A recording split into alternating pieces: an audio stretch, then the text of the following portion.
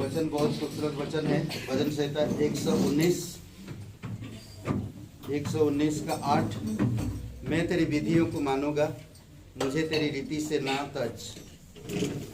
Okay, मुझे पूरी रीति से ना तज। परमेश्वर कभी किसी को छोड़ता नहीं। परमेश्वर हमेशा लोगों से प्रेम करता है और हमेशा लोगों को सही रास्ता दिखाता है और सही समय पर सही चीज़ों में अगुवाई करता है। इसीलिए यहाँ पर कहता, मैं तेरी विधियों को मानूंगा। जब हम मानेंगे, जब हम बढ़ेंगे, जब हम करेंगे, तो परमेश्वर कहता है कि वो हमें कभी त्यागता नहीं। इंसान हमें त्याग सकते हैं, हमारे प्रियजन हमें त्याग सकते हैं, परंतु परमेश्वर कभी नहीं त्यागेगा या त्यागेगा। आमीन, हालेलुया, हालेलुया, हालेलुया। थोड़ा जोर से बोलिए।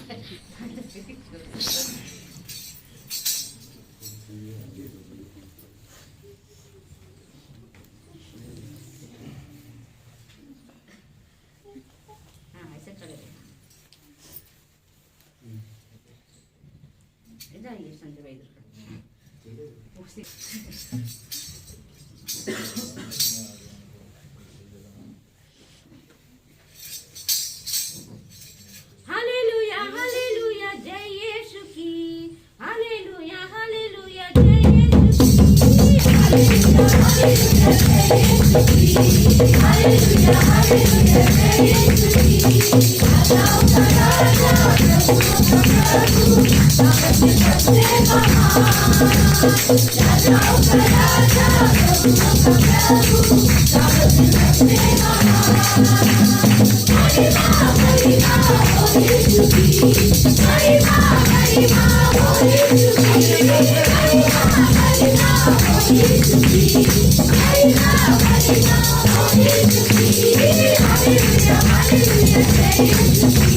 हालेलुया हालेलुया जय यीशु की। हालेलुया हालेलुया जय यीशु की। हालेलुया हालेलुया जय यीशु की। आत्मा को नमो करने वाला प्रभु अनादि अनंत। आत्मा को नमो करने वाला प्रभु अनादि अनंत। महिमा महिमा हो यीशु की। महिमा महिमा हो यीशु की। महिमा महिमा हो यीशु की। महिमा महिमा हो यीशु की। हालेलुया हालेलुया जय यीशु की। हालेलुया हालेलुया जय यीशु की। हालेलुया हालेलुया जय यीशु की। हालेलुया हालेलुया जय यीशु की। अनोखा शांति का राजा करुणा का सागर। प्रेम में अनोखा शांति का राजा करुणा का सागर। महिमा महिमा हो यीशु की। महिमा महिमा हो यीशु की। महिमा महिमा हो यीशु की। महिमा महिमा हो यीशु की। हालेलुया हालेलुया जय यीशु की। हालेलुया हालेलुया जय यीशु की। हालेलुया हालेलुया जय यीशु की। हालेलुया हालेलुया जय यीशु की। अल्फा ओमेगा शुभ दूता सृष्टिकर्ता। अल्फा ओमेगा शुभ दूता सृष्टिकर्ता। महिमा महिमा हो यीशु की। महिमा महिमा हो यीशु की। महिमा महिमा हो यीशु की। महिमा महिमा हो यीशु की। हालेलुया हालेलुया जय यीशु की। हालेलुया हालेलुया जय यीशु की। हालेलुया हालेलुया जय यीशु की। हालेलुया हालेलुया जय यीशु की।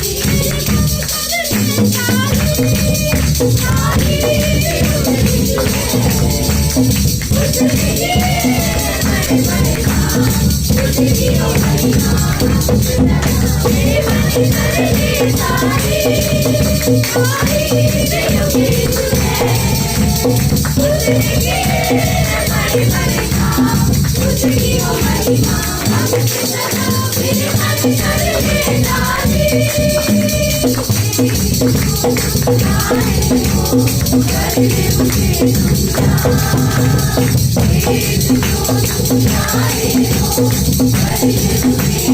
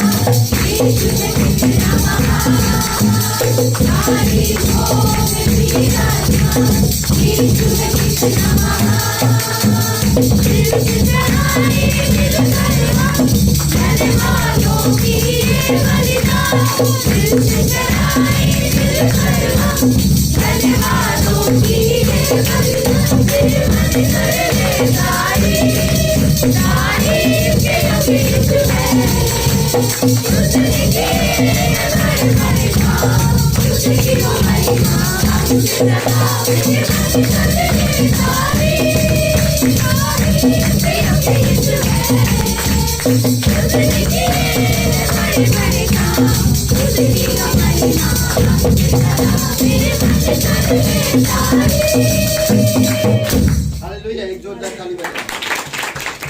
पवित्र परमेश्वर पिता, हम धन्यवाद देते हैं, दयालु और कृपालु है तू सच्चा है पिता, तू तारीफ के योग्य है प्रभु यीशु। मन से दिल से हम तेरी महिमा करते हैं, धन्यवाद देते। तू हमारा उद्धारक है, तू हमारा तारक है, तू हमारा राजा है। धन्यवाद देते प्रभु यीशु, धन्यवाद देते क्रूस के लिए, धन्यवाद देते पिता।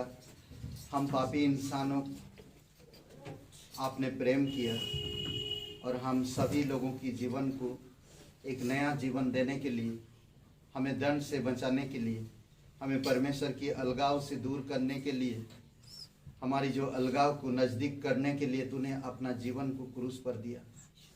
इसलिए प्रभु तेरी महिमा करते हैं। आज हम तेरे पास क्या ले आ सकते हैं? हमारे पास कुछ भी नहीं है। मन से दिल से हम तेरी तारीफ कर सकते हैं, तेरी महिमा कर सकते हैं, अपने हाथों को उठाकर तेरा धन्यवाद कर सकते हैं, क्योंकि तू हमारा सच्चा और जीवित परमेश्वर है। तू हमारी प्रार्थना को सुनता है, तू हमारे करीब रहता है, तू जल्द से जल्द मदद करने वाला हमारा परमेश्वर है। धन्यवाद देते प्रभु यीशु, धन्यवाद करते, धन्यवाद देते पिता। जो क्रूस पे कुर्बान है, वो मेरा मसीहा है। जो उसका है, वो मेरे गुनाहगार है।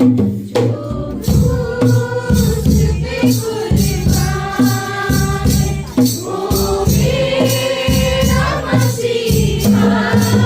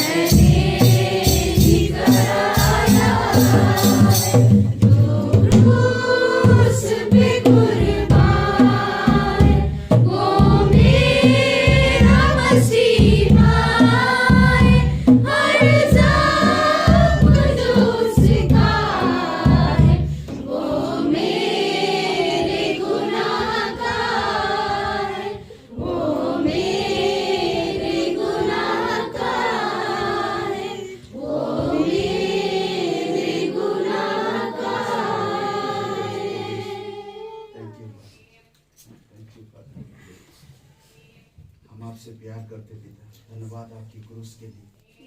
धन्यवाद हमारी जुल्म, हमारी जख्म, सब कुछ आपने अपने ऊपर ले लिया।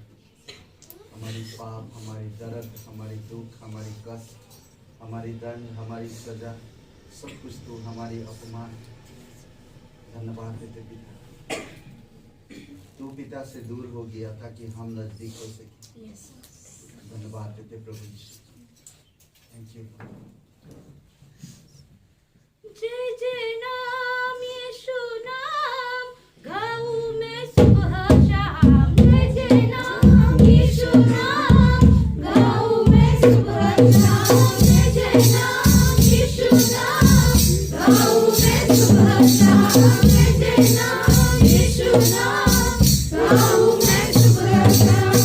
बलहीन का सहारा पापियों का दोस्त है तू। यीशु तू है कितना प्यारा, शब्द ना कैसे बताऊं। बलहीन का सहारा पापियों का दोस्त है तू। यीशु तू है कितना प्यारा, शब्द ना कैसे बताऊं। जय जय नाम यीशु नाम गाऊं मैं सुबह शाम। जय जय नाम यीशु नाम गाऊं मैं सुबह शाम। जय जय नाम यीशु नाम गाऊं मैं सुबह शाम। जय जय नाम यीशु नाम गाऊं मैं सुबह शाम। तुझ में बना रहूं तो अमृत फैलाऊं मैं। गाऊं तेरी जय सदा तुझ सा बन जाऊं मैं। तुझ में बना रहूं तो अमृत फैलाऊं मैं। गाऊं तेरी जय सदा तुझ सा बन जाऊं मैं। जय जय नाम यीशु नाम गाऊं मैं सुबह शाम। जय जय नाम यीशु नाम गाऊं मैं सुबह शाम। जय जय नाम यीशु नाम गाऊं मैं सुबह शाम। जय जय नाम यीशु नाम गाऊं मैं सुबह शाम। तू ही है जो मुझको बुलाता, देता है जीवन जल। तेरी शक्ति पाओ सदा, योजनाएं सफल हो जाए। तू ही है जो मुझको बुलाता, देता है जीवन जल। तेरी शक्ति पाओ सदा, योजनाएं सफल हो जाए। जय जय नाम यीशु नाम गाऊं मैं सुबह शाम। जय जय नाम यीशु नाम गाऊं मैं सुबह शाम। जय जय नाम यीशु नाम गाऊं मैं सुबह शाम। जय जय नाम यीशु नाम गाऊं मैं सुबह शाम। पिता परमेश्वर, हम धन्यवाद देते, आपकी स्तुति महिमा करते पिता।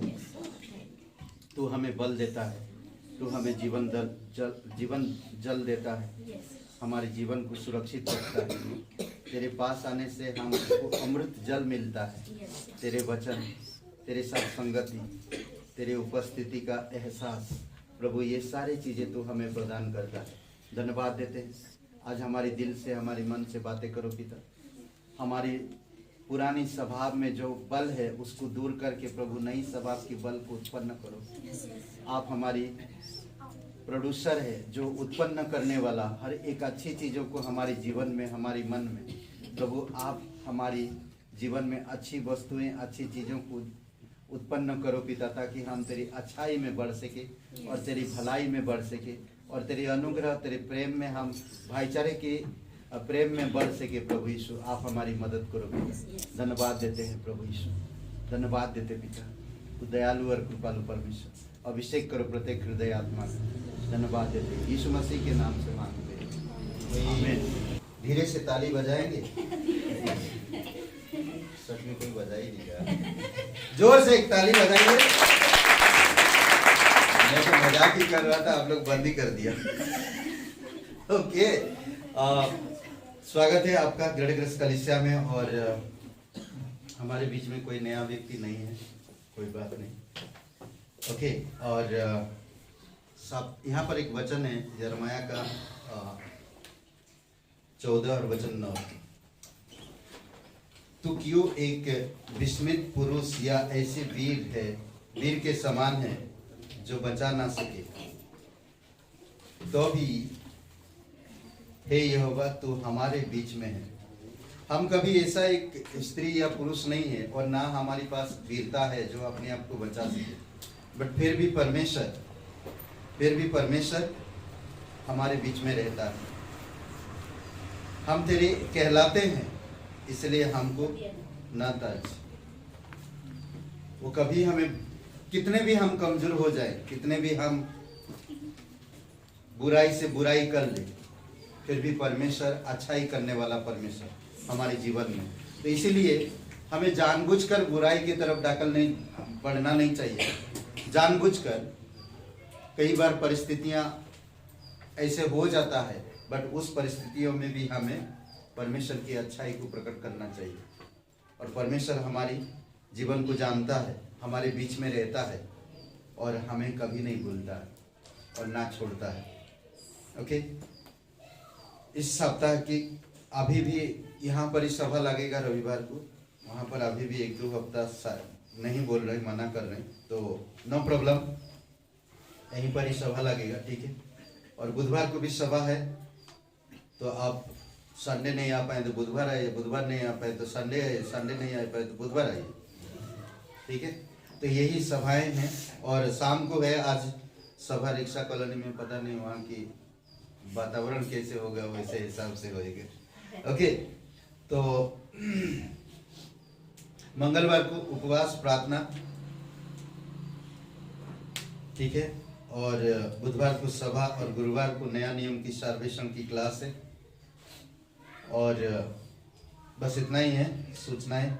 और 26 तारीख को पिकनिक है, मालूम नहीं बरसात होगा या धूप होगा, और हम लोग जब पहुंचेंगे पार्क धूप आएगा, ये तो पक्का है ना, क्योंकि हम लोग स्पेशल लोग परमेश्वर, करेक्ट। पिकनिक है, ओके। और वही जनेश्वर पार्क में है। आपकी बार 2-3 गेट में नहीं, आपकी बार 7-8 गेट में, 7-8 गेट है, ओके। तो उधर 7-8 गेट में है, 7 या 8 गेट में, मालूम नहीं, मुझे भी गया नहीं। हम लोग एक साइड में गए, एक साइड से आ गए, ठीक है। तो ओके, इस सप्ताह एक परिवार मुकेश जी और आशा जी आज गायब हो गए, ओके, उनके लिए प्रार्थना करिए। और मिशनरी है पास्टर प्रदीप लिमा उड़ीसा, उनके लिए प्रार्थना करिए, कलीसिया के लिए। और 28 जनवरी आराध्या का जन्मदिन है, और आज कल था, किधर अंजलि, किधर गई, नीचे गई, अंजलि का था, ओके। और उसे भी विश कर दीजिएगा, अगर कर दिए तो ठीक है। आज शायद उसने केक लाई है, केक खा के जाइएगा, कल विश किए, आज केक खाइएगा, कितना अच्छा है ना, एक दिन विश करो, दूसरे दिन केक मिल जाए, ओके। और अभी डायरेक्टली हम लोग ये में चलेंगे भेंट में। और 8, 9, 10, 8 और 10 वचन, मलाकी 3 अध्याय 8 और 10 वचन।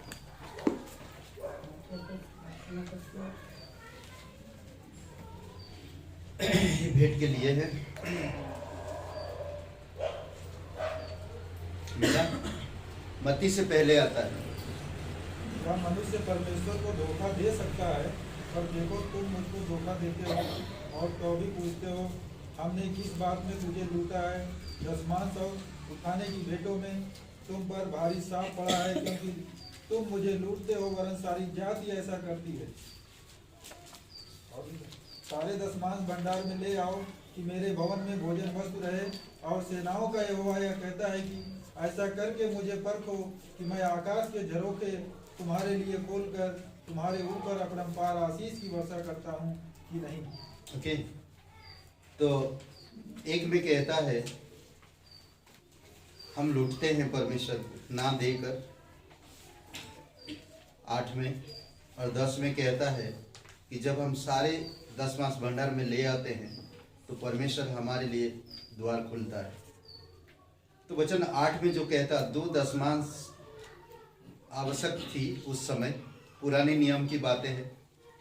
उस समय उन लोगों के लिए 2 दशमांश जरूरी था। नेबियों की जीवन के लिए वार्षिक दशमांश देना, ले व्यवस्था 27 और वचन 30 में। और गिनती का 18-21 में कहता है, और एक दूसरा दशमांश प्रभु के पर्व के लिए यरूशलेम लाया जाता था, व्यवस्था विवरण 14-22 में। ठीक है, एक नेवी लोगों के लिए जो उसको अलग किया जाता था, और ये वार्षिक था जो मैं पूरा देना था, और एक ऐसा था जो पर्व के लिए अलग किया जाता था। प्रत्येक तीसरे वर्ष में दशमांश को घर में रखकर, तीसरे वर्ष में, ये पुराने नियम में जो लागू किया था परमेश्वर ने मूसा की व्यवस्था के द्वारा, तो प्रत्येक तीसरे वर्ष में दशमांश को घर में रखकर गरीबों के लिए उपयोग में लाया जाना था, व्यवस्था विवरण 14-28 में। किसी व्यक्ति के द्वारा धन का उपयोग बहुधा उसकी आत्मिक का मापदंड यंत्र है। पहला यूहन्ना 3:7 में, कोई एक जन पढ़ेगा? पहला यूहन्ना 3 और वचन 17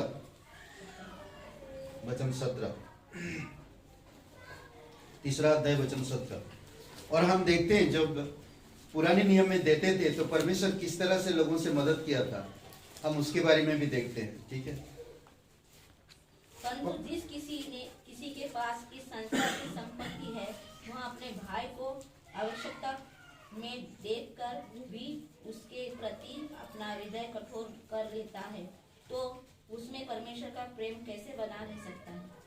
ओके, उस समय कहते थे कि वो लोग गरीबों के लिए खुल देते थे, दे देते थे। और दूसरा था कि दशमांश जमा करके नहीं रखते थे, बल्कि अपनी तरीके से गरीबों को भी दिया करते थे।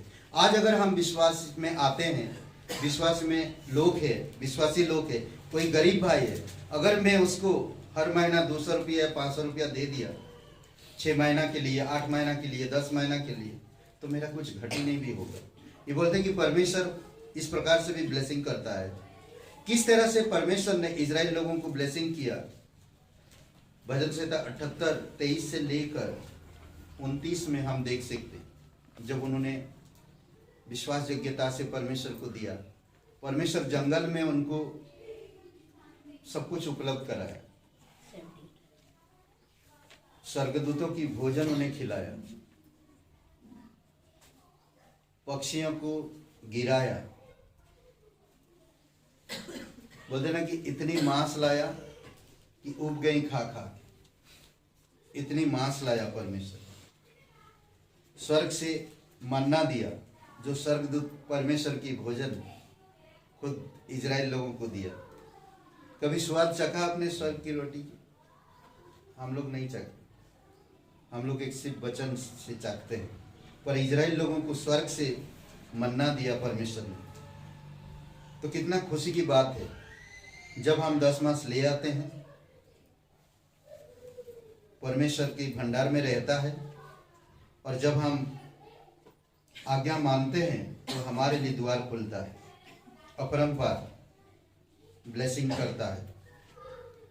मैं इसलिए सोच के नहीं देना कि परमेश्वर मुझे ब्लेसिंग कर रहा, मुझे इसलिए देना है क्योंकि परमेश्वर हमसे प्यार करता है और उसका ये आज्ञा है, मैं उस आज्ञा के अनुसार करूं।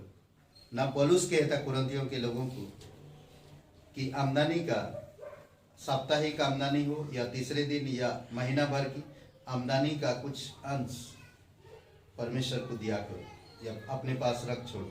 जब मैं आऊँगा, अपने पास रख छोड़ो मतलब कलीसिया, ठीक है। जब मैं आऊँगा तो वो सारे में बांट के जिसको जो देना है मैं पहुंचा दूंगा। अद्भुत तरीके से कहता है आमीन। तो आइए हम लोग सच्चे दिल से परमेश्वर को दे, हमारा ये काम है। जब हम देते हैं तो परमेश्वर हमें ब्लेसिंग करता है और हमें अगुवाई करता है। ओके पिता परमेश्वर, हम धन्यवाद देते, दयालु और कृपालु परमेश्वर, तू हमें सिखाता, तू हमें समझाता है, तू हमारे जीवन को मजबूत बनाना चाहता है हर तरह से, आत्मिक सिद्धांतों से, आत्मिक वस्तुओं से, आर्थिक चीजों से भी। तो हमें समझ देता कि हम आर्थिक चीजों में कैसा व्यवहार कर सके। पिता आप दया करो, ये कोई जादू टोना नहीं है या कोई ज्योतिषी हम नहीं है, जो हम एक बार प्रार्थना कर दिए और उनके लिए हो गया। अगर इंसान तुझसे प्यार करता है और तेरी आज्ञा मानता है, तेरे सच्चे मार्ग में चलता है, तो उसका चाहे बिजनेस हो, चाहे नौकरी हो, चाहे कारोबार हो, जो कुछ भी हो, आप ब्लेसिंग करते हो। पिता धन्यवाद देते, कई सारे बड़े बड़े आज लोग जो तेरे नाम पर शुरुआत किए, आज भी वो कारोबार में सक्सेस है। धन्यवाद देते उनके जीवन, उनके निर्णय के लिए। धन्यवाद देते उन कलीसियाओं के लिए जो देने वाला कलीसिया है। धन्यवाद देते प्रभु, प्रत्येक लोगों को अभिषेक करो पिता, हृदय आत्मा को। धन्यवाद देते हैं हमारी प्रत्येक भाई बहनों के जीवन के लिए। यीशु नासरी के नाम से मांगते हैं, आमीन।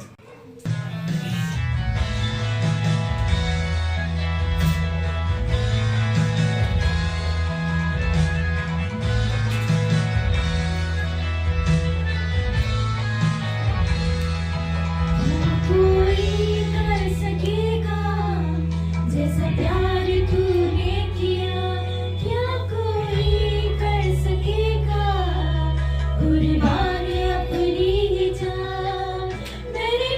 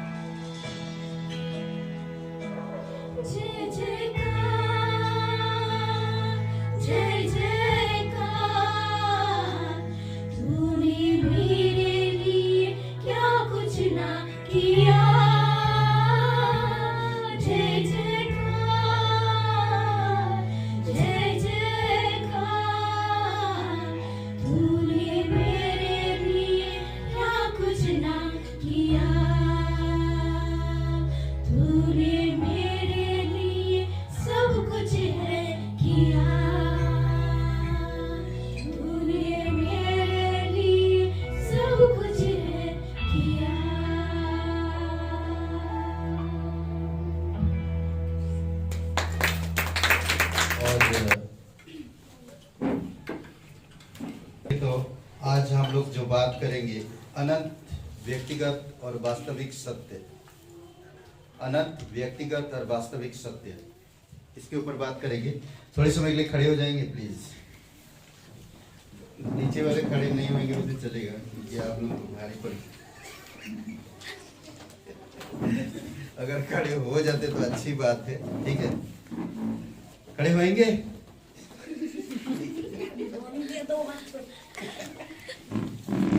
कष्ट है, जितना कष्ट होएगा उतना प्रभु मिलेगा।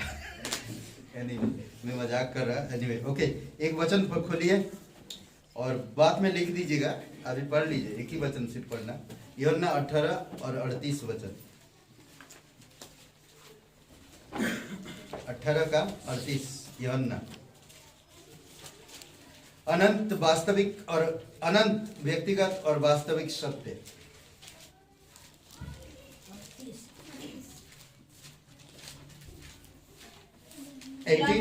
पिलातुस ने उससे कहा, सत्य क्या है? और जब यह कह चुका तो वह फिर यहूदियों के पास बाहर गया और उसने कहा, मैं उसमें कोई दोष नहीं पाता। ओके, मैं एक बात कह रहा हूँ और उसके बाद आप लोग सब आमीन कहिए, ठीक है। सत्य क्या है? कोई बोला नहीं आमीन।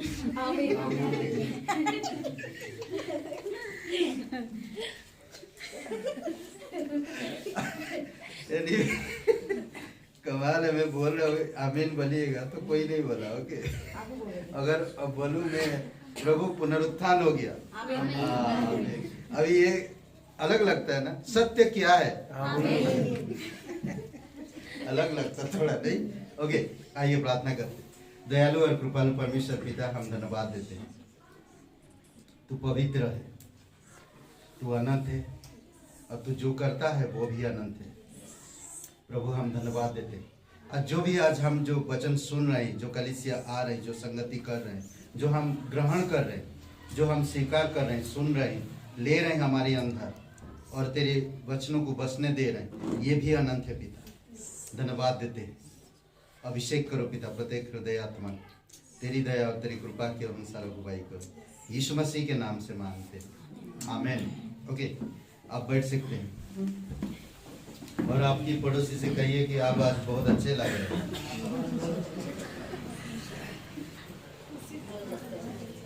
व्यक्तिगत और वास्तविक सत्य, ठीक है। आज हम इस विषय में बात करेंगे, सत्य क्या है। पिलातुस ने दो बातें कहा, यहाँ पर एक ही बातें कहा उसने। सत्य क्या है? क्या लगता है, पिलातुस एक दार्शनिक व्यक्ति था या दार्शनिक बनने के लिए कोशिश कर रहा था? क्या लगता है, क्यों सत्य के बारे में जानना चाहता? सत्य के बारे में क्यों पूछ रहा वो? भाई उसको तो मिला, वो तो राजा है, पिलातुस ना राजपाल है, तो वो कुछ भी कर सकता। 18 का वचन 31, 35 और 38 ये तीनों वचन पढ़िए, ठीक है। ये तीनों वचन 18 का, यूहन्ना 18, 31 वचन पढ़िए। पिलातुस ने उनसे कहा, तुम्हें इसे ले जाकर अपनी व्यवस्था के अनुसार उसका न्याय करो। यहूदियों ने उससे कहा, हमें अधिकार नहीं कि किसी का प्राण ले। ओके, मूसा की व्यवस्था में याद रखिए, यहूदी लोगों को कोई अधिकार नहीं था किसी का प्राण ले सके, पर रोमी लोगों को अधिकार था कि क्रूस पर चढ़ा सके।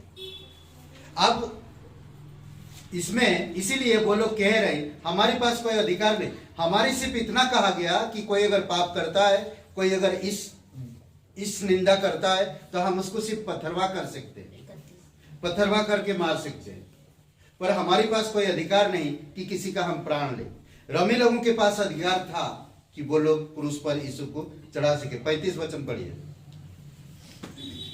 पिलातुस ने उत्तर दिया, क्या मैं यहूदी हूँ?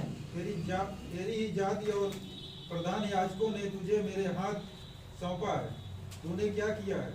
ओके, वो कह रहा तूने क्या किया है, तेरे याजक लोग, तेरी जात वाले मुझे सौंप दिए। अब वचन 35 में क्या सत्य क्या है पूछता, सत्य क्या है 38 में, और 19 का 4 और 12 पढ़िए। 19 का 4 और 12। तब पिलातुस ने फिर बाहर निकलकर लोगों से कहा, देखो मैं उसे तुम्हारे पास फिर बाहर लाता हूँ, ताकि तुम जानो कि मैं उसमें कुछ भी दोष नहीं पाता। ओके, पिलातुस दोष नहीं मिला। पिलातुस जांच पड़ताल करने के बाद पिलातुस के पास यहूदी लोग दे दिए, याजक लोग सौंप दिए उसे। पर जब जांच पड़ताल किया, पूछा उससे सत्य क्या है, तो यीशु बताया, कुछ बातें हुई और फिर 19 वचन 4 में कहता कि मैंने उसमें कोई दोष नहीं मिला। अब 12 वचन पढ़िए। इस पर पिलातुस ने उसे छोड़ देना चाहा, परंतु यहूदियों ने चिल्ला कर कहा, यदि तुम इसको छोड़ देगा तो तेरी भक्ति कैसर की ओर नहीं, जो कोई अपने आप को राजा बनाता है वह कैसर का सामना करता है। ओके, तो यहाँ पर उसने सोचा था कि मैं छोड़ दूं, परंतु यहूदी लोग ना माना और उसको गलत तरीका से उसके दबाव डाला यहूदी लोग। और यीशु को देखते हैं हम कि क्रूस पर चढ़ाया गया। तो यहाँ पर 38 वचन में पिलातुस कहता, सत्य क्या है? सत्य क्या है? पिलातुस दार्शनिक नहीं बन रहा था, परंतु प्रभु यीशु द्वारा एक ऐसी प्रश्न का प्रत्यक्ष उत्तर देने से कतराने पर अपनी हताश और चीड़ प्रकट कर रहा था, चिढ़ रहा था वो और हताश हो रहा था, जो कि उसे साधारण जान पड़ता था। कुछ है नहीं, साधारण जान पड़ रहा था। इसके बारे में कौन नहीं, वो एक बड़ा राजा है, वो छोटे मोटे चीजों पर वो ध्यान देना नहीं चाहता था, वो चिढ़ रहा था। वह वास्तव में उन पर लगाए गए आरोपों को ठीक से समझ नहीं पा रहा, इसीलिए वो कहता सच्चाई क्या है, सत्य क्या है। आज हम देखेंगे ना सत्य क्या है। एक अनंत है, एक व्यक्तिगत है, वास्तविक है। कई बार कई सारी चीजें होती है। यूहन्ना का पहला अध्याय 14 से 18 में हम सच्चाई का नीम को देखते हैं। यहाँ पर हम सच्चाई के नीम को देखते हैं। यह जो सत्य यीशु मसीह में है, परमेश्वर में है, और परमेश्वर की सच्चाई इस धरती पर उतर आया, और वो परमेश्वर का वचन जो देहधारी होकर हमारे बीच में निवास किया। करेक्ट। और कहते हैं कि अनुग्रह और सच्चाई से यीशु मसीह क्या था? परिपूर्ण था। समझ रहे हैं? परिपूर्ण था। इन वचनों को हमें भूलना नहीं चाहिए। यह सच्चाई का नींव है, यह सच्चाई का नींव है। व्यवस्था मूसा के द्वारा आई, पर अनुग्रह और सच्चाई यीशु मसीह के द्वारा आया। यीशु मसीह के द्वारा आया क्या? सच्चाई। पर मूसा के द्वारा व्यवस्था आया। अनुग्रह और सच्चाई के द्वारा, और सच्चाई और प्रेम और सच्चाई, ये एक सिमिलर बोलते ना, एक कंबाइंड है। अनुग्रह और सच्चाई, प्रेम और सच्चाई। समझ रहे? इफिसियों का 4 अध्याय और वचन 15 को ही पढ़िए।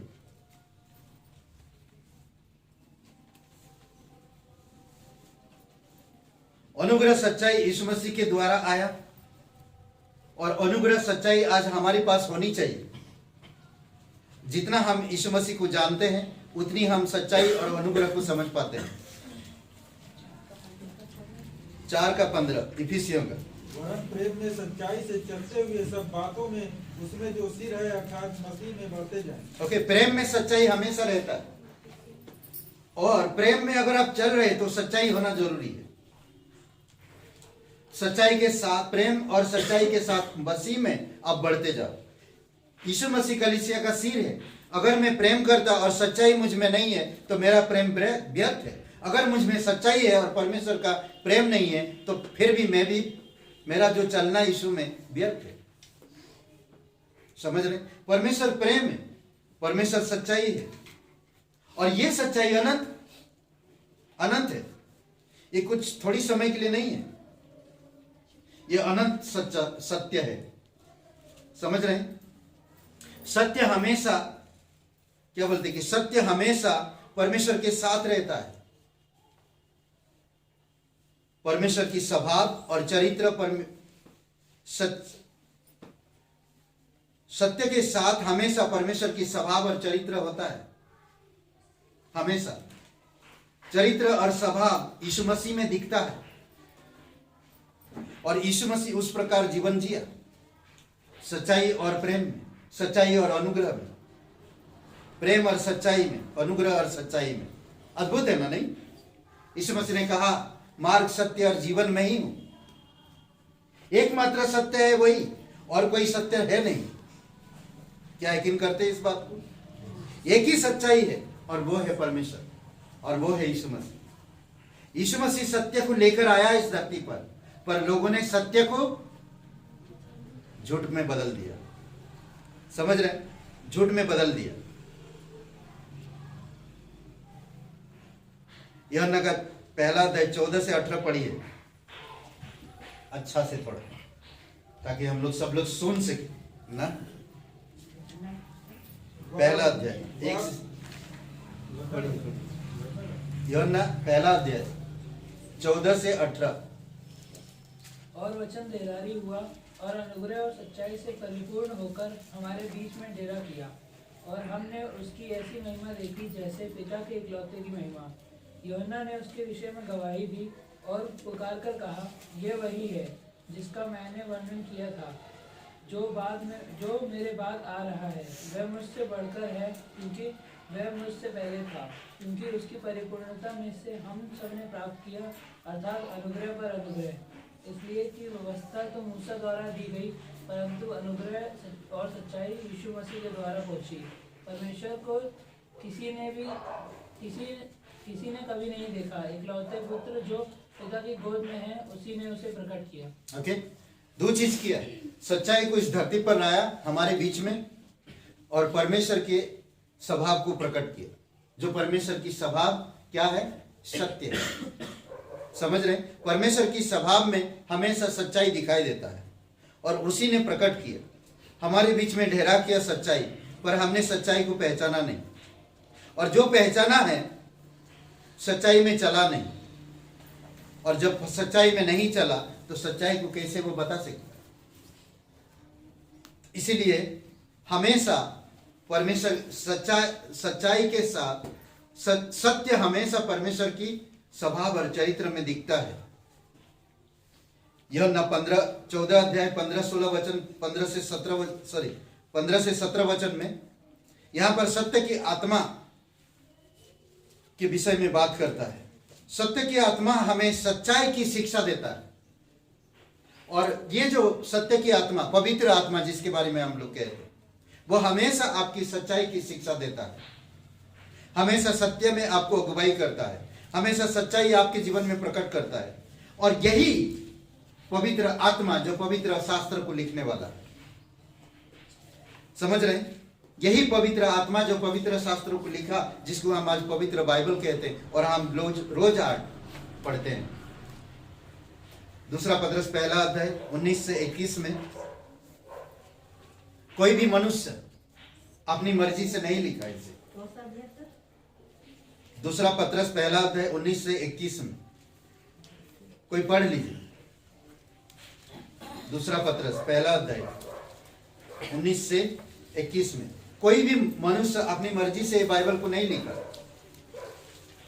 कोई भी अपनी बुद्धि, अपनी समझ या अपनी ज्ञान से बाइबल को नहीं लिखा, कोई भी अपनी भावनाओं से इसे नहीं लिखा, कोई भी अपनी सभ्यता और परंपराओं के द्वारा इसे नहीं लिखा, बल्कि पवित्र आत्मा ने, परमेश्वर की सत्य का आत्मा ने सच्चाई को प्रकट किया, और उसने लिखकर आप और मेरे पास इसको लेकर आया, ताकि आप और मैं उस सच्चाई को जान सके।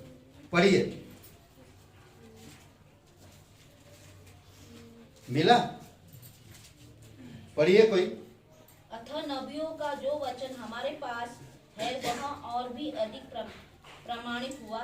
इस पर ध्यान देकर तुम अच्छा करोगे, मानो कि यह अंधेरे में चमकता हुआ एक दीपक है, जो उस समय तक चमकता है जब तक पाँव न फटे और तुम्हारे हृदय में भोर का तारा उदय न हो। उस कौन सा पढ़ रहे हैं? 19 से 21 वही है। हाँ, ठीक है, ठीक है। पढ़िए, उसमें थोड़ा एकदम अलग कर दिया। पर पहले यह सुनने में। जान लो कि पवित्र शास्त्र की कोई भी भविष्यवाणी व्यक्तिगत विचारधारा का विषय नहीं है, क्योंकि कोई भी भविष्यवाणी मनुष्य की इच्छा से कभी नहीं हुई, परंतु लोग पवित्र आत्मा की प्रेरणा द्वारा परमेश्वर की ओर से बोलते थे। ओके, पुराने नियम हो या नया नियम, कोई भी इंसान की विचारधाराओं से, परंपराओं से या उनकी आस्थाओं से नहीं, बल्कि ये पवित्र आत्मा के द्वारा लोगों को उभारा गया, प्रेरित किया गया और उससे बातें किया गया, तो वो लिखा गया। दूसरा तीमुथियुस 3 अध्याय 16 और 17 वचन में भी वही कहता, संपूर्ण पवित्र शास्त्र परमेश्वर की प्रेरणा से रचा गया, बुद्धि, समझ, सुधारने, शिक्षा देने के लिए लाभदायक है, ताकि परमेश्वर का जन मूर्ख नहीं बल्कि बुद्धिमान होकर विरोधियों को सही सही जवाब दे सके, सही सही बता सके, सच्चाई बता सके, ना उन तक पहुंचा सके। इसीलिए बहुत जरूरी है कि आपको मुझे समझना सच्चाई है क्या, सत्य कौन है, सच्चाई का कितना महत्व है हमारे लिए। इफिसियों का 5:9 में कहता, ज्योति का फल सब प्रकार की भलाई और धार्मिक और सत्य है। ज्योति का फल, अगर आप सच्चाई में चलते हो तो आप ज्योति में होंगे। अब ज्योति का फल क्या बोलता, प्रकाशन। जब आप में प्रकाशन होएगा तो सच्चाई को प्रकट करेगा, और सच्चाई हमेशा परमेश्वर के चरित्र को प्रकट करता है। समझ रहे हैं? सच्चाई हमेशा परमेश्वर के चरित्र को प्रकट करता है।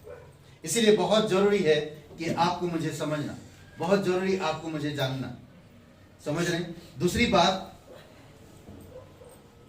सत्य परमेश्वर है, सत्य पवित्र आत्मा है, सत्य अनंत है, और सत्य परमेश्वर का वचन है जो हमेशा आप और मेरे साथ रहेगा। यही वचन आपको परमेश्वर के सामने खड़ा करेगा। यही वचन के द्वारा आपकी परख होगी। वचन सत्य है, परमेश्वर सत्य है, यीशु मसीह सत्य है, क्रूस की संपूर्ण कार्य सत्य है, परमेश्वर की स्वभाव ही सच्चाई का है। ओके, झूठ हमेशा झूठा ही है, झूठ हमेशा झूठा ही है।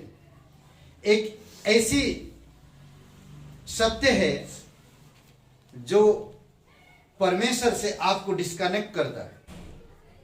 समझ रहे हैं? एक ऐसी सत्य है जो आज हम देख सकते हैं, आपको और मुझे परमेश्वर से डिस्कनेक्ट करता। वो सत्य वाकई में सत्य नहीं है। समझ रहे हैं? अभी जो मैंने बातें किया, सत्य परमेश्वर की पुत्र प्रभु यीशु मसीह के द्वारा इस धरती पर आया और हमारे बीच में ठहरा किया। आज हम देखते हैं यशायाह 59 और वचन 14 में, सत्य खो गया है।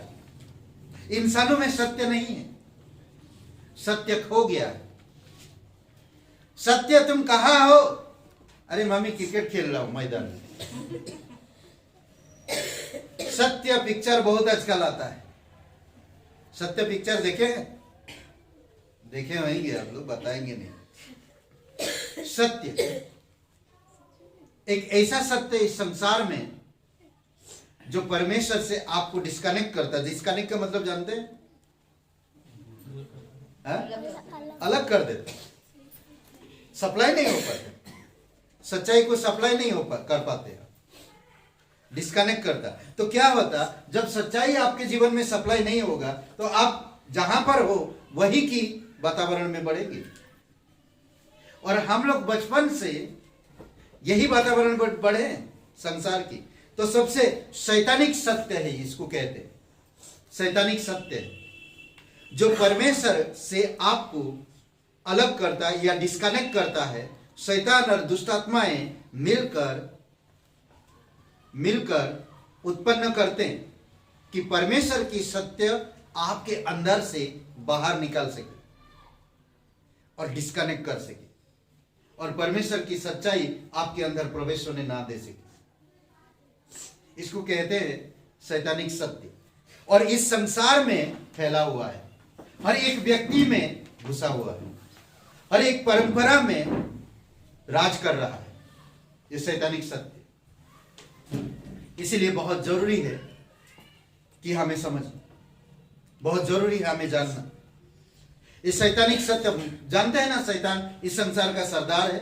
वो क्या फैलाता है? झूठ। मत्ती का 13 अध्याय में वो किसान बीज, अच्छा बीज बो के चला गया। जब रात को सो रहा था, उसका दुश्मन आकर क्या किया? जंगली बीज बो के चला गया। वो जंगली बीज क्या था? झूठ। आज भी कलीसिया सत्य का है तो झूठ का भी कलीसिया है। आज हमारे बीच में भी सच्चाई पर प्यार करने वाली और झूठ पर भी प्यार करने वाली मसीह है। आज भी बहुत सारे लोग हैं जो शैतान की स्वभाव रखते हैं पर सच्चाई की बातें करते हैं। बहुत सारे लोग हैं अंदर से सच्चाई पर बिलीव नहीं करते, ऊपर से दिखाते हैं कि हम परमेश्वर पे विश्वास करते हैं, पर अंदर से नहीं है। क्योंकि शैतान अंदर से डिस्कनेक्ट कर चुका है। सिर्फ ऊपर से दिखावा दिखा रहे हैं कि हम सच्चाई पर बिलीव करते हैं। तो इसीलिए यीशु मसीह कहा है, मार्ग, सत्य और जीवन में ही मैं ही एक सत्य हूं। बिना मेरे द्वारा तुम सच्चाई को जान नहीं सकते, बिना मेरे द्वारा तुम सत्य परमेश्वर के पास पहुंच नहीं सकते। वही एक सत्य है। डुप्लीकेट चीजें कभी ना कभी सामने आ जाता नहीं, डुप्लीकेट चीजें कभी ना कभी सामने आता, झूठ कभी ना कभी सामने आ जाता और दिखाई देता। आज इस संसार का सरदार झूठ को फैलाया है और हर एक धर्म, हर एक परंपरा, हर एक सभ्यता में झूठ को इतनी गहराई तक लोगों के दिलों तक उतारा है कि लोग सत्य को जानना ही नहीं चाहते। समझ रहे? लोग सत्य को जानना ही नहीं चाहते। एक वचन पढ़िए, यूहन्ना 8:44।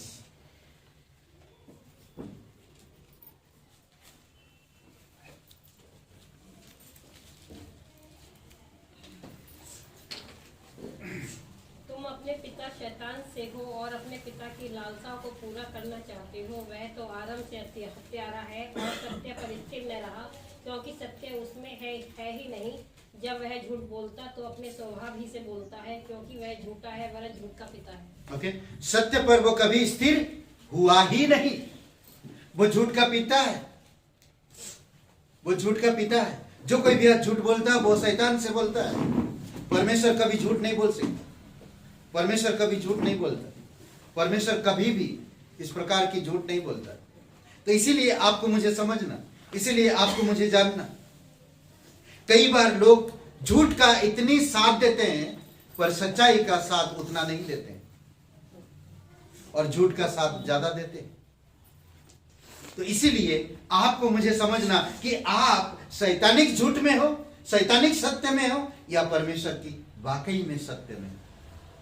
आज बहुत सारे ऐसी बात है जो इसीलिए कहता अनंत, व्यक्तिगत और वास्तविक सत्य। क्या है ये सारी चीजें? एक अनंत सत्य है जो परमेश्वर में जुड़ा हुआ है, वह अनंत है, उसको कभी कोई मिटा नहीं सकता। आज भी संसार में कहते हैं, हे सच्चाई कभी भी मिटेगा नहीं, सच्चाई आज नहीं कल। भले मैं सच्चाई में चलकर मुझे आज बहुत कष्ट हो रहा, मुझे आज बहुत तकलीफ हो रहा, मुझे आज चारों तरफ से लोग दबा रहे, पर एक दिन सच्चाई का जीत होगा और वो होगा। समझ रहे? शैतानिक सत्य जो आपको परमेश्वर से डिस्कनेक्ट करता, अलग करता है। दूसरा एक सांसारिक सत्य, एक सांसारिक सत्य जो संसार में आज फैला हुआ है। हर एक भाषा बोलने वाले, हर एक जाति धर्म में ये एक वायरस की तरह फैला हुआ है और लोगों के दिल और मन के अंदर घुसा हुआ है। सांसारिक सत्य, समझ रहे? आज संसार जो बोलता है लोग वही करते ज्यादातर। परमेश्वर का पवित्र शास्त्र जो बोलता वो लोग करते नहीं।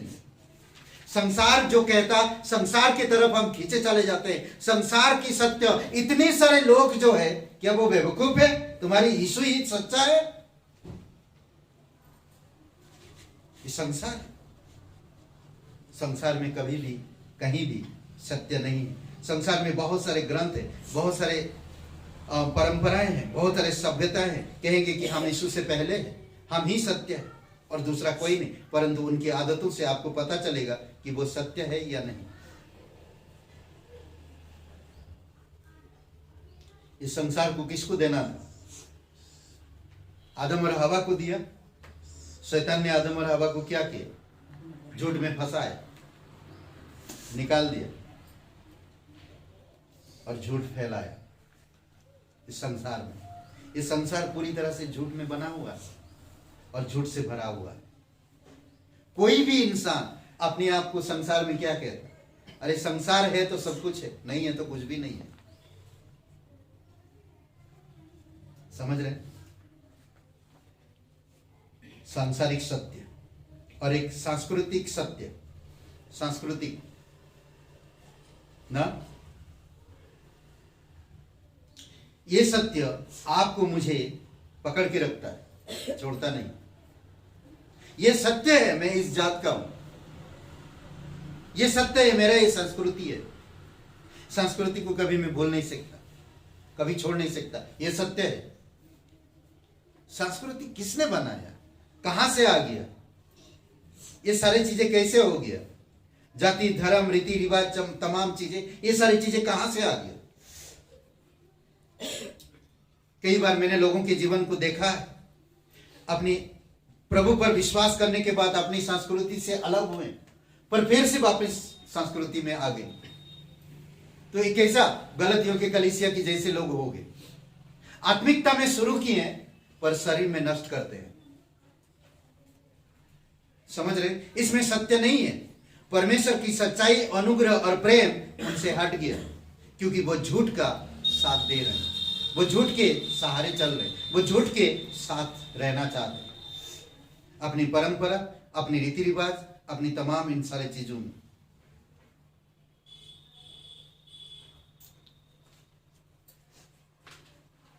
सब रास्ता के एक सत्य है। नेक्स्ट, सब रास्ता के सत्य, सारे रास्ते सत्य है और एक ही स्थान जाता है। यह भी एक बहुत बड़ा झूठ है। हर एक रास्ता क्या एक ही स्थान जाता है? नहीं, मैं बंबई जाऊंगा तो दिल्ली पहुंचूंगा। नहीं, मुझे बंबई जाना है तो मुझे बंबई जाना है। अगर मैं इस तरफ चला गया तो मैं किधर पहुंच जाऊंगा? कोलकाता पहुंच जाऊंगा। कई बार होता है, बंबई को जाना है तो मुझे बंबई के रास्ता में चलना पड़ेगा। मुझे स्वर्ग जाना है तो मुझे स्वर्ग के रास्ता में जाना पड़ेगा, नरक के रास्ता में नहीं। नरक का रास्ता नरक ले जाता है।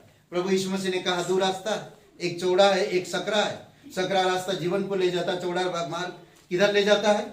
विनाश को। एक झूठ है, एक सत्य है। आप किस में चलना है आपको समझना है। कई बार हम नहीं समझ पाते ये सारे सच्चाई को। बहुत सारे लोग बोलते हैं, अरे आप लोग ये सब बकवास करते हो, बेकार है, ये सारी चीजें बिल्कुल फालतू है। सब रास्ता एक ही जगह जाता है।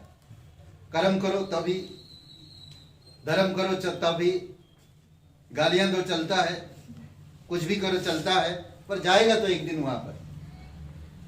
समझ रहे? हर कोई बोलता है। सच्चाई से हारो मत, सच्चाई से डरो मत ना। कई सारे लोग आज कह सकते हैं कि ये रास्ता सत्य है, ये रास्ता सत्य है, ये रास्ता सत्य है, परंतु यीशु को छोड़कर कोई भी रास्ता सत्य नहीं है। आज बहुत सारे लोग कह सकते हैं, तुम लोग थोड़ी सी लोग हो। कितने लोग आते हैं कलीसिया में? 100-150 लोग। बस तुम लोग इतनी लोग विश्वास करते, इतनी लोग ही स्वर्ग में जाएंगे? जो आज पूरी दुनिया में 7 अरब करोड़ लोग क्या बोलते, 7 अरब या 8 अरब लोग है, क्या वो बेवकूफ है? लोग कहते वो क्या, वो झूठे नरक जाएंगे? सर, मुझे उससे क्या मतलब? मुझे 7 अरब लोगों से कोई मतलब नहीं, वो परमेश्वर देखेंगे। मुझे इतना पता है कि यीशु सत्य है और मुझे सत्य में चलना है। मुझे बाकी लोगों की रास्ता, बाकी लोगों की धर्म, बाकी लोगों की कर्म, मुझे कोई देना लेना नहीं है। परमेश्वर मुझे प्रकट किया सच्चाई को, मैं सच्चाई को पकड़ूं और मैं सच्चाई में चलूं। एक शारीरिक सत्य है। बहुत सारे लोग शरीर को भला चंगा रखता, शारीरिक सत्य ना, ये सत्य है। मैं आज जिंदा हूं, मैं काम मेहनत करूंगा, ये सत्य है।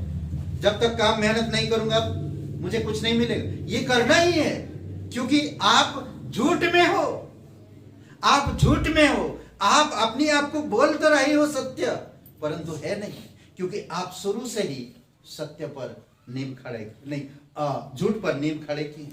आप में सत्य है ही नहीं और अपनी आप को सत्य कहते हैं। ये शरीर जो दिखता ना, जो देखते हैं हम, ये सत्य है। ये पृथ्वी एक दिन नष्ट हो जाएगा, लोग जाते रहेंगे, परंपराएं आते रहेंगी, नई नई फैशन, नई नई चीजें, परंपराएं आती रहेगी, परंतु सत्य कभी नहीं बदलेगा। सत्य सत्य है। हम आदम की बगीचा में देख सकते हैं किस तरह से शैतान ने इंसान को झूठ में फंसाया और झूठ में उनको बाहर कर दिया, और झूठ के कारण उनको मेहनत करना पड़ता है। समझ रहे? ओके। व्यक्तिगत सत्य कई बार होता है शारीरिक सत्य, यानी कि शारीरिक सत्य मतलब जानते हैं कि कोई कोई इंसान बोलते कि वो सही कहता, वो इंसान सही था, वो सही कहता था, उसकी आज बोलते ना बहुत सारे, मैं यहाँ पर देखे बहुत सारे लोग कबीरदास जी का बहुत मानते हैं, उनसे हटना नहीं चाहते, वो एक सिद्धांत प्रकट किए। बहुत सारे लोग कालीचरण दास ना क्या बोलते, उनकी दुहाएं, उनकी बातें, उनकी चीजें बहुत बोलते हैं लोग, दुहाएं। कबीरदास वाले लोगों को मैं मुलाकात की है कई बार, इतनी दुहाएं बोलते हैं, दुहाई ना क्या बोलते हैं, दोहे, दोहे बोलते हैं। उन दोहे को मैं बाइबल, उन दोहे को मैं ऐसा उत्तर देता तो देखते रहते, फिर हाँ बोलते कैसे पता चला इसको। कई बार वो दोहे से ही जीवन जी रहे, वो भी धोखा है। वो कहाँ गए कबीर जी पता नहीं उनको, जो दोहे छोड़ गए उन्हीं दोहे पे हम दोहे जा रहे हैं।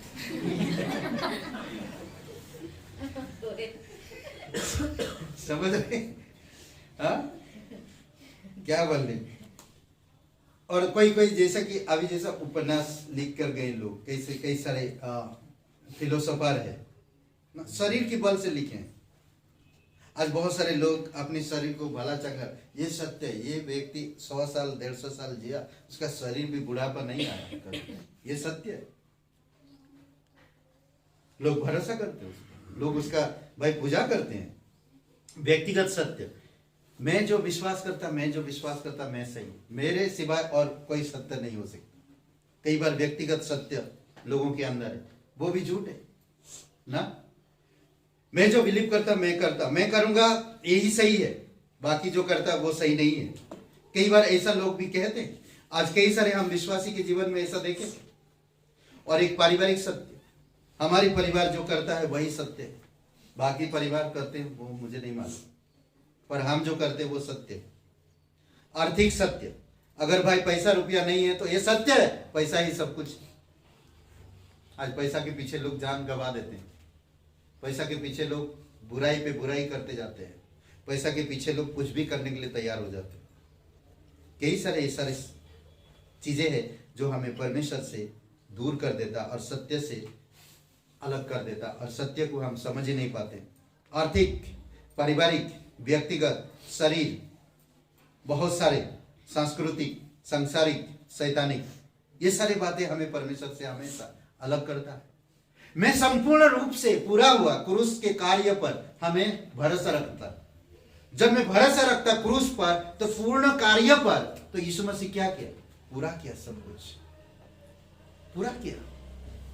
यह सत्य है।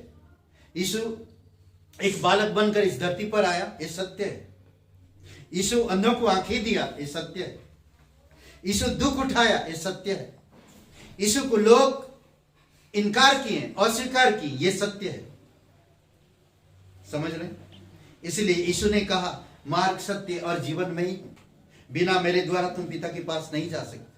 यीशु एकमात्र सत्य है। वो हजारों में से एक नहीं, वो कोई परंपराओं में से एक नहीं, वह कोई शैतानिक नहीं, वो सत्य, एकदम सत्य है, जो परमेश्वर से उत्पन्न होकर हमारे बीच में रहा। वो एक सत्य है। कोई परिवार से वो नहीं आया, कोई आर्थिक से नहीं आया, कोई व्यक्तिगत से नहीं आया, परंतु वो परमेश्वर का सत्य है, जो आप और मुझे, मेरे पास आया और हमारे पास रहकर उसने सत्य की मार्ग को बताया। परमेश्वर के स्वभाव को प्रकट किया। इसीलिए कहता मूसा के द्वारा व्यवस्था आई, परंतु प्रभु यीशु मसीह के द्वारा सत्य आया, सत्य आया। इसलिए पौलुस एक खूबसूरत बात कहता है ना, सोचिए कि सच्चाई पूरे दुनिया में आज गिरा पड़ा है। यह सच्चाई नहीं हो सकता, नहीं, सच्चाई नहीं हो सकता, सच्चाई कभी गिरेगा नहीं। जो सत्य होता है वो कभी गिरेगा नहीं, भले कुचला जाएगा, भले रंधा जाएगा, पर वो कुछ गिरा पड़ा नहीं रहेगा ना। एक वचन पढ़िए, यशायाह 59 और 14 वचन। मैं बंद करेगा अभी 2 घंटे के बाद। मैं मजाक कर रहे नहीं, जो लोग लेट आए उनको ज्यादा बैठना पड़ेगा, जो आगे आए आप लोग जा सकते, ठीक है। मजाक कर, सीरियस। ओके, 59:14। न्याय पीछे हटाया गया और धर्म दूर खड़ा रह गया, सच्चाई बाजार में गिरी पड़ी और सीधाई प्रवेश करने बाकी नहीं करने वाली। सच्चाई गिरी पड़ी, सच्चाई गिरा हुआ है सड़क पर। सच्चाई, ये सच्चाई हो सकता है। आज मैं कहता बड़ा सच्चाई है, देख मैं सच्चा इंसान हूं, मालूम पड़ा 4-5 महीना के बाद उसका झूठ सामने आ गया। नहीं, आज बहुत सारे लोगों का टीवी में देखेंगे, एक बार एक चीजें बोलेंगे और दूसरे महीना में देखेंगे न्यूज उनका आ जाता है बंडा फोड़ ना, बंडा फोड़ बोलते ना, क्या बोलते हैं, खुल गया उनकी ना सारे करना में। तो ऐसा होता है कई बार, न्याय है नहीं। हम लोग पता है एक संदेश किए थे, एक घर का चित्र दिए थे, उस घर में धार्मिकता दूर खड़ा है, पीछे न्याय है नहीं ना, सच्चाई गिरा पड़ा है रोड पे, घर में नहीं है। तो वो हम लोग थे वैसे, न्याय नहीं था, सच्चाई नहीं। आज हर एक इंसान वैसे ही है, उनके जीवन से सच्चाई गिरा है, रोड पर गिरा, उनके पास है नहीं। आज जो कोई यीशु मसीह पर विश्वास करता, सच्चाई उनके पास है, पर कई बार संसार की सच्चाई को देखकर वो यीशु की सच्चाई पे रह नहीं पाते, समझ रहे। इसलिए 2 कुरिन्थियों का 13:8 में पौलुस कहता कि हम सत्य के विरुद्ध में कुछ नहीं करते हैं, परंतु सत्य के लिए सब कुछ कर सकते हैं। सत्य के विरुद्ध में कुछ नहीं करेंगे, पर सत्य के लिए सब कुछ करेंगे। अद्भुत वचन है, समझ रहे, अद्भुत है। गलतियों का 4 अध्याय वचन 19 में ये सबके लिए है, एक बिलीवर के लिए, एक पास्टर के लिए, एक बाइबल स्टडी करने वाले, एक प्रार्थना वरियर, सबके लिए वचन है। हे मेरे बालकों, जब तक तुम में मसीह का रूप ना बन जाए, तब तक मैं तुम्हारे लिए जच्चा की सी पीड़ा सहता रहूंगा। अद्भुत है नहीं, सहता रहूंगा पौलुस कहता, गलतियों 4:19। समझ रहे हैं। अब परेशान ना हुई, वचन छूट गया तो बाद में बता देंगे, उसी समय सुनते जाइए, समझ रहे हैं। ये सबके लिए ये वचन है। आप सच्चाई में बढ़ो, क्योंकि परमेश्वर सच्चा है, यीशु मसीह सच्चा है, सच्चाई उनका स्वभाव है, सच्चाई उनका गुण है, सच्चाई उनका नेचर बोलते हैं ना, नेचर और कैरेक्टर है सच्चाई परमेश्वर का। ओके, ट्रूथ गॉड का नेचर और कैरेक्टर है, समझ रहे। तो इसीलिए सच्चाई में हमेशा बने रहो। रोमियो का 3:4 में कहता है, परमेश्वर सत्य है, सब लोग झूठा है। परमेश्वर सिर्फ सत्य है और बाकी सब लोग झूठा है। तो इसीलिए आप और मैं सच्चाई में बढ़े, सच्चाई में बने रहे। पवित्र आत्मा परमेश्वर दिया है जो सच्चाई की शिक्षा देता है। हमें सच्चाई में बढ़ना चाहिए, हमें झूठ में